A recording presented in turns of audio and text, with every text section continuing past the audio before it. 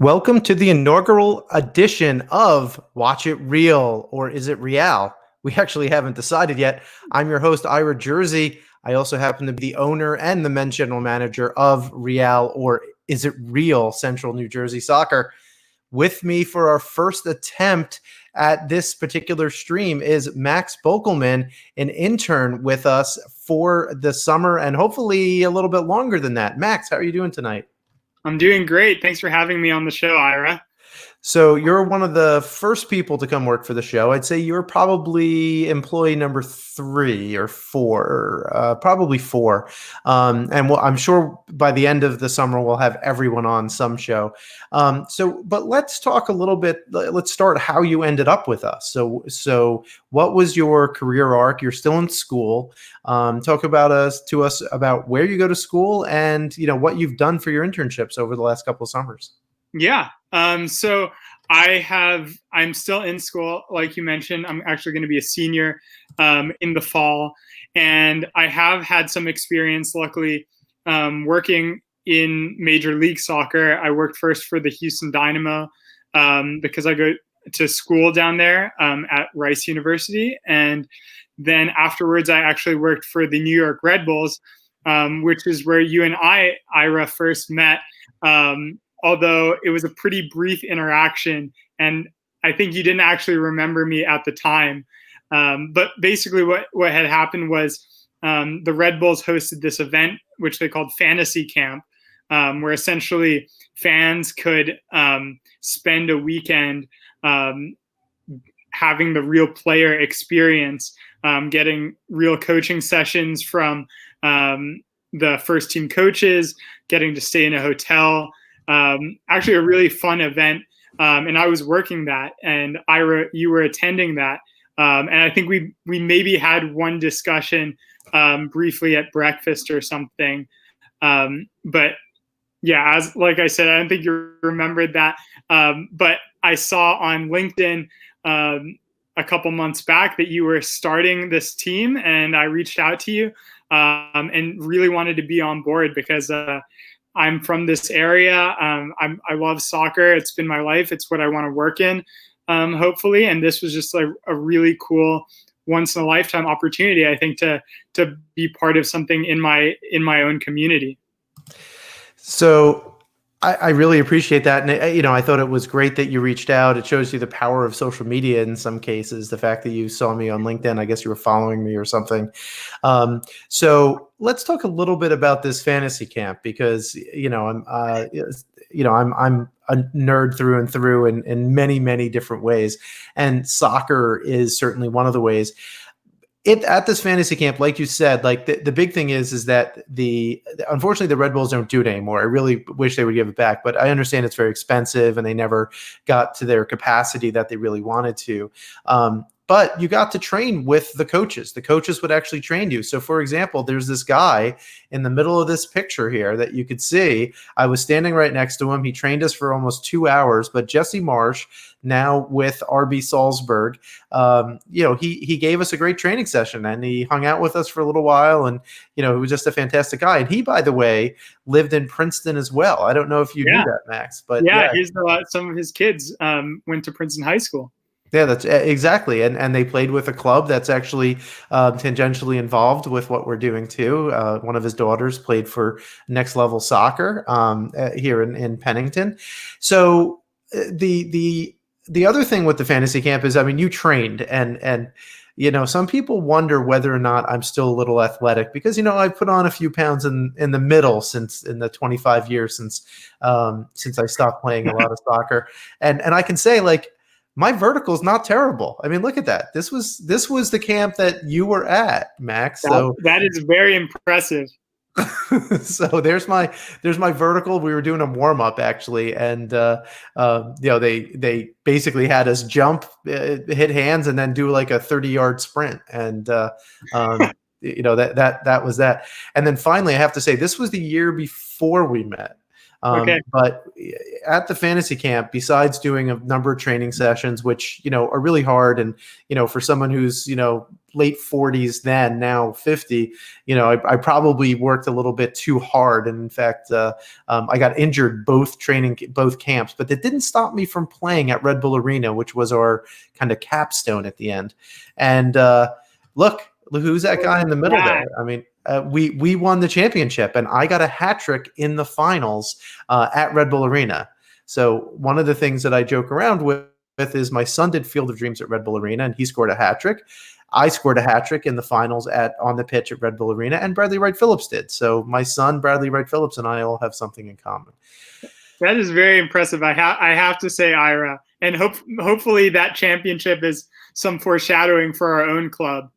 I certainly hope so. And unfortunately, like one of the so you and I think have some affinity to the Red Bulls. I've been a Metro Stars Red Bull supporter since 1998. It's not that I hate any other team. I really don't. But I've been a longtime supporter, and the Red Bulls U23s might be in our division. We don't know. Yeah. So, that's going to be hard, right? It's like, playing against your old club. It'll be really difficult for me to do that. Would that be weird for you? Like if next May, for example, we were in their group and suddenly we were hosting, the Red Bulls U23s at TCNJ? Yeah, I think it would be. I mean, I have my Metro Stars jersey on right now, but I think it is pretty cool, actually, that could be a possibility. It would make it feel very real and high level, and that's the exciting thing about it. And I think actually something that I've never really gotten to talk to you about in the time that we've been working together is since when? How long has this kind of been an idea for you that you wanted to start your own soccer team or start a USL League Two team? Has that been brewing for a while? So about a year and a half ago, I thought about perhaps, doing something a little bit more in soccer. So it's been a long time. I've played since I was 6 years old. I remember Coach Andre when I was 6, this guy from West Africa teaching us how to dribble the ball and trap the ball. And most of us didn't understand, right? We were 6-year-old Americans in the 1970s. So as I've gotten a little bit older, I've coached a bunch of teams, and I wanted to get more involved. And one of the things that I did was I looked at a map and I said, well, maybe I'll volunteer at an NPSL or a USL League Two team. And what I discovered was that realistically, there's nothing within an hour of where we live. So, to go to, Ocean City, New Jersey regularly, or up to North Jersey, it takes a lot of time. So there wasn't anything here in Central Jersey where we could realistically volunteer on a regular basis. So, when it doesn't exist, create it. And that's how this whole impetus for the team started about a year ago or so, when the wheel started to turn up here in my brain. And then over time, and I'm sure we'll discuss this in future shows, it was a matter of reaching out to people, finding out if it was going to be viable, and then contacting the different leagues and trying to figure out where we were going to play. So that was one of the first things that we really had to do. So Max, do you have any other questions for me? Yeah. Okay. Just one more kind of, how has it been so far? I mean, we've only been in this for a couple of months now, but I feel like we have come a pretty long way. We've gotten a lot done, and I kind of want to know from your perspective, how has this been, especially because for all of us, basically, it's the first time doing this, starting our own team. Yeah, so I mean, starting a team is starting a small business, and it's not something that I've done, but I've been very close to it. So my mother actually has owned a small business for the better part of 35 years. And so I watched her start these businesses and talked about the businesses with them or with her. And,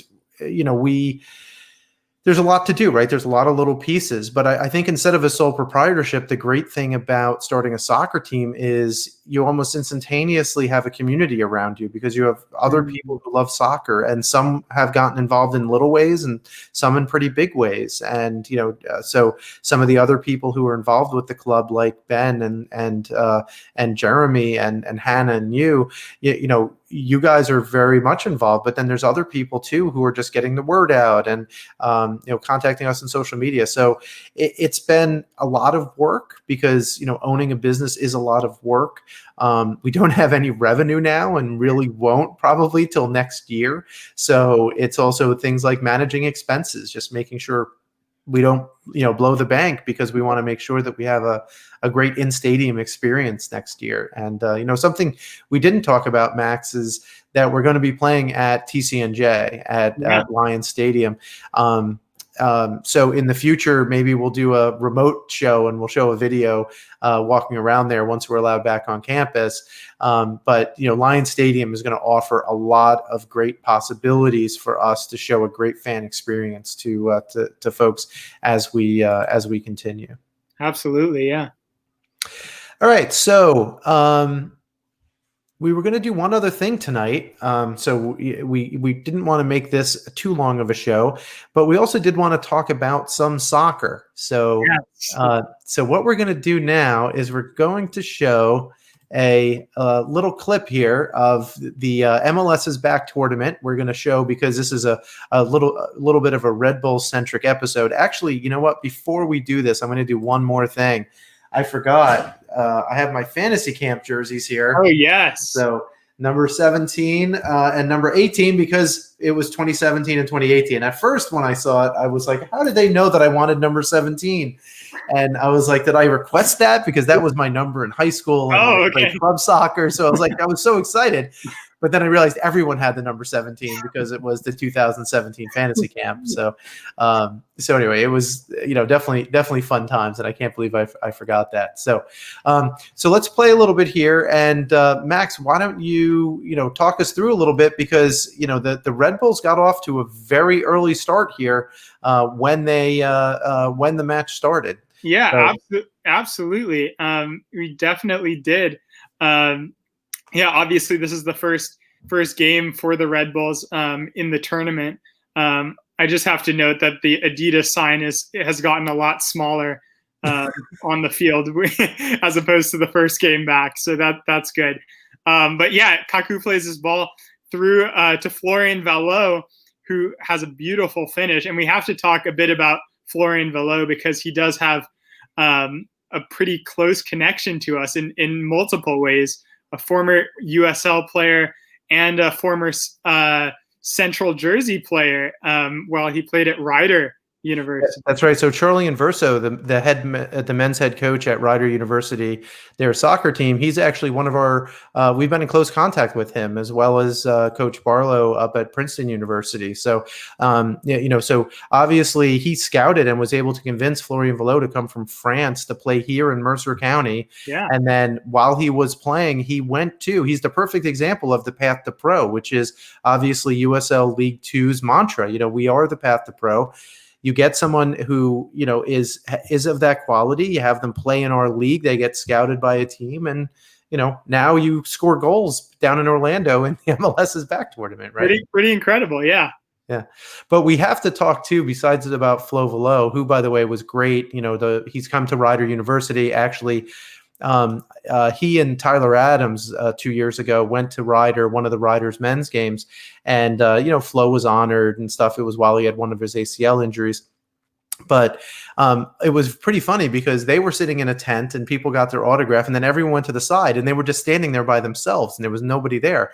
I wound up talking to the two of them for maybe half an hour. No way. And just because, and I talked to Tyler about what it was like in national team camp as opposed to just training with the Red Bulls. I was asking Flo what kind of, rehab he had to do. And he was like, being on a bike is pretty boring, is what he said, but he did a lot of that. So, people are still very approachable. And I suspect that, there'll be other opportunities, not only meet pro players, but, one of the great things I think with coming to our matches will be to see these players now, and then in 2 or 3 years, if they're playing pro, to have them come back and say, I remember you when. And I think that's absolutely fascinating. I have to say, I also had a brief Florian Valot interaction when I was interning at the Red Bulls. I remember he was also injured, and he came into the cafeteria one day where all the front office staff work, and we all just kind of looked at him, and everyone obviously recognized him, but didn't say anything. And it was I'm sure it was really uncomfortable for him, because the whole room was basically staring at him, but he took it super well, and he waved to us and just said, "Hey, everybody," and sat down and ate his lunch just like everyone else did. So Yeah, I think people kind of get starstruck sometimes, and ultimately, soccer players are people, and they like interaction, and they want to be, as friendly as everyone. So, but at the same time, we do hold them in awe, right? They do something that we wish that we could do in some ways, right? That's one of the reasons why we love the game and we appreciate it. So let's talk a little bit about Kaku's vision here, right? Because as we see, I'm going to rewind this just a little tiny bit, and we're going to pause it right here because you look where Kaku's eyes are. Kaku obviously knows or thinks to know that this run is going to happen, right? So you look at how compressed the Red Bulls are. The Red Bulls play way differently than most other teams, right? Most other teams exploit space by spreading out and getting wide when they're in the attack. The Red Bulls instead get narrow and try and force people into overloads on one side, and that forces the entire the entire defense to shift as well. But Kaku seeing that and knowing that Florian was going to make that run was just absolutely amazing. Inch perfect pass. I mean, first touch. Yeah, and I was a little bit worried that Flo was going to take too many touches and wound up getting closed down, but definitely credit to him to be able to get the ball into the match.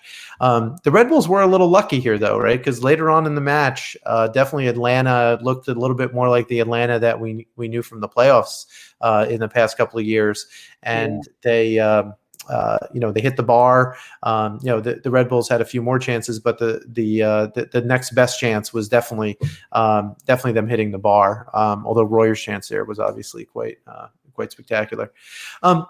Question: when you were an intern at the Red Bulls, what did you do for the Red Bulls? Were you what department were you in, and what were your general responsibilities? Yeah, so I was in the marketing partnerships department, which is basically just the sponsorship department.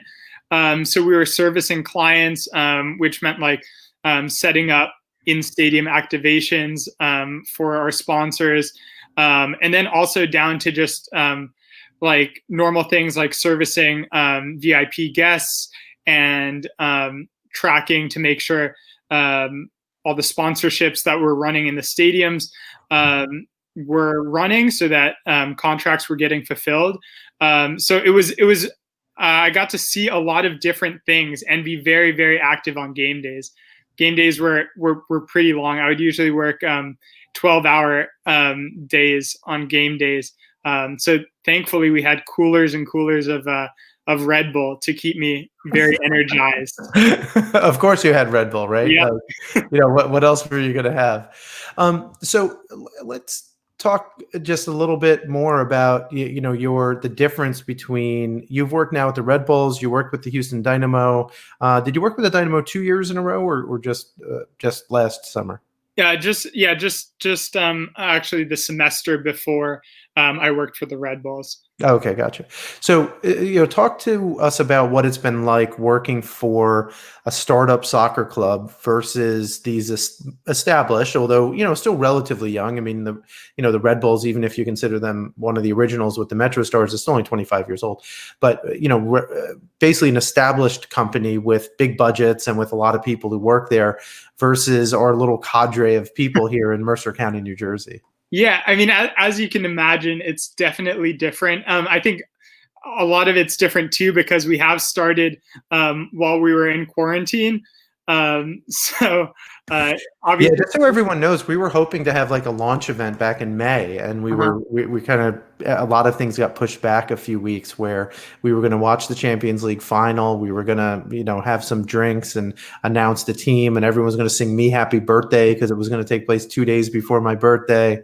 But obviously those plans got scrapped back in March, and we kind of rethought how we were going to do this. But that was even before Max was involved. Yeah. So I mean, we haven't even seen each other in person since I've been working for you. But it is very different. And I think from an intern perspective, the biggest difference is just the amount of responsibility you're given. I really enjoyed my time at both the Dynamo and the Red Bulls.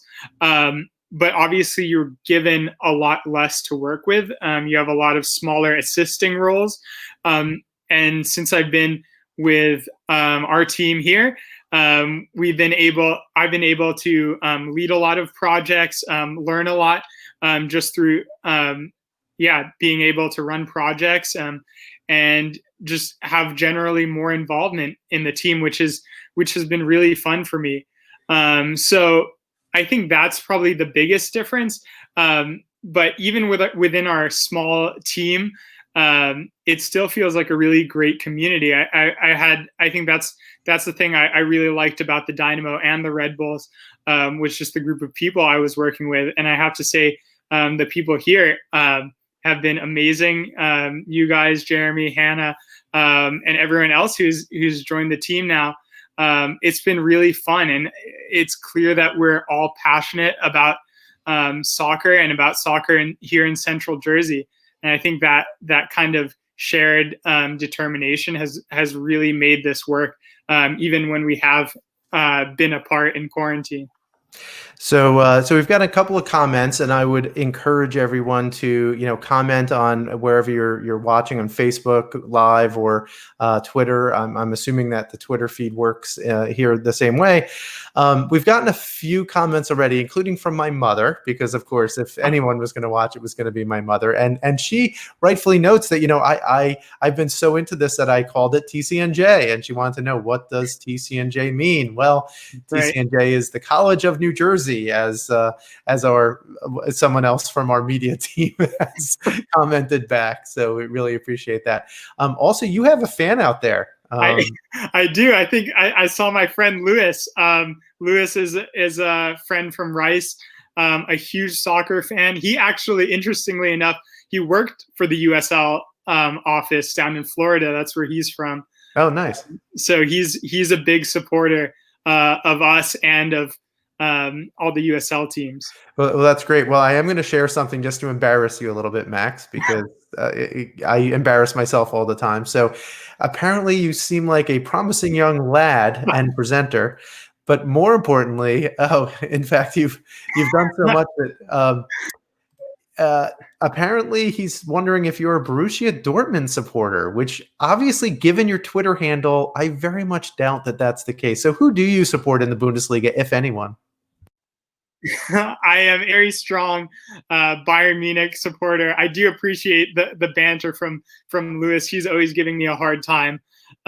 He's definitely more of a Dortmund fan when it comes to Bundesliga teams. But I am a diehard Bayern Munich fan. I was born in Munich, Germany, actually, although I grew up for most of my life in New Jersey. But yeah, that will explain my Twitter handle if anyone's seen it.